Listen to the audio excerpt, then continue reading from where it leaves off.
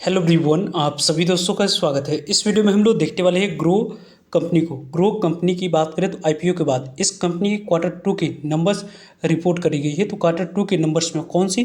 5 बड़ी पॉइंट्स यहाँ पे आप लोगों को ऑब्जर्व करनी चाहिए, किस तरीके कैसे पॉजिटिव यहाँ पे कंपनी की क्वार्टरली नंबर्स आते हुए दिख रही है नहीं, उनके बारे में इस वीडियो में डिटेल्स में बात करने वाले हैं। सो वीडियो को इन तक देखिएगा और ऐसे ही डेली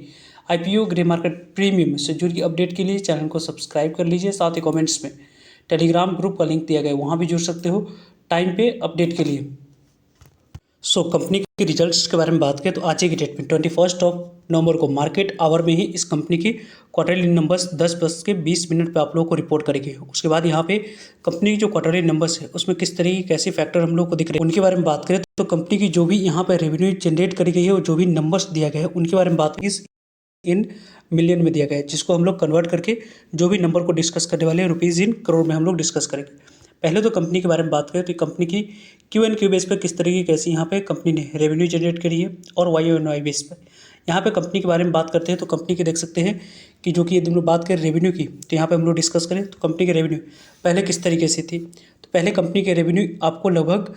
1160 करोड़ के पास थी, वहाँ से कंपनी के रेवेन्यू में ड्रॉप दिखी थी, लगभग 948 करोड़ के पास कंपनी की रेवेन्यू दिखा था। अभी आप लोगों को 1070 करोड़ के पास है, यानी कि क्यू बेस पे कंपनी की जो रेवेन्यू है उसमें आप लोगों को इंप्रूवमेंट दिख रही है, लेकिन वाई एन वाई बेस पे कंपनी की जो रेवेन्यू है उसमें यहाँ पे ड्रॉप दिख रही है, जो कि सेबी की गाइडलाइंस आई हुई थी। जिस तरीके की जैसे एफएनओ के रिलेटेड आप लोगों को नियम में बदलाव आया था उसकी डायरेक्टली इम्पैक्ट की बात करें तो यहाँ पे आपको इस तरीके की कंपनी पे देखी थी जो ब्रोकरेज में कंपनी काम करती है, वहाँ पे आप लोग को उनकी रेवेन्यू में डिप दिखा था, वहीं यहाँ पे भी दिख रही है। क्योंकि यदि हम लोग बात करें तो कंपनी के रेवेन्यू में क्यू एन क्यू बेस पर कंपनी अच्छी परफॉर्म कर रही है, लेकिन वाई एन वाई बेस पर कंपनी के रेवेन्यू में गिरावट दिख रही है। कंपनी की टोटल प्रॉफिट यहाँ पे एक्सपेंस की बात करें, यानी कि कंपनी ने जितनी रेवेन्यू जनरेट करी उसके लिए खर्च कंपनी को कितना करना पड़ा है। तो पहले कंपनी की खर्च कितनी थी, तो पहले यहाँ पे कंपनी की खर्च आप लोगों को 500 यहाँ पे लगभग 89 करोड़ के पास थी, वहाँ से बढ़कर 444 करोड़ के पास हुई। कंपनी के रेवेन्यू में गिरावट आई थी, इसी कारण से कंपनी के खर्च में भी गिरावट आई और अभी इस कंपनी के रेवेन्यू में इंप्रूवमेंट आई है, लेकिन पिछले क्वार्टर के मुकाबले इस क्वार्टर में कंपनी की जो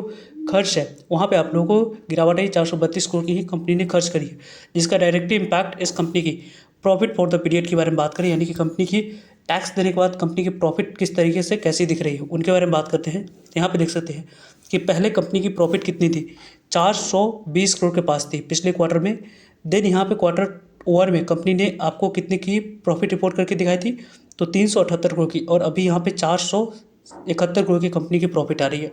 कंपनी के रेवेन्यू में भले ही गिरावट दिख रही हो, लेकिन क्यू एन बेस पे वाई एन वाई बेस पे कंपनी ने काफ़ी अच्छी एक्सपोनेंशियल यहाँ पे प्रॉफिट में जंप दिखाई है, यानी कि कंपनी ने अपनी ऑपरेटिंग प्रॉफिट मार्जिन में काफ़ी अच्छी इंप्रूवमेंट यहाँ पे करके हम लोगों को दिखाती हुई दिखी है। कंपनी की बात करें हम लोग तो यहाँ पे कंपनी की टैक्स देने के बाद हम लोगों ने प्रॉफिट को देखा। कंपनी की ईपीएस के बारे में बात करते हैं तो पहले कंपनी की ईपीएस किस तरीके से कैसी थी, तो यहाँ पे कंपनी की ईपीएस 0.78 थी, अभी यहाँ पे 0.66 थी, अभी आप लोगों को 79 यहाँ पे दिख रही है 0.79, जो कि अच्छी इंप्रूवमेंट यहाँ पे देखिए। कंपनी की यदि हम लोग देखें तो कंपनी की जो 6 मंथ की है उनके बारे में बात करते हैं। 6 मंथ की कंपेयर को करें पिछले ईयर की, तो उससे यदि हम लोग कंपेयर करते हैं तो पहले यहाँ पे 2200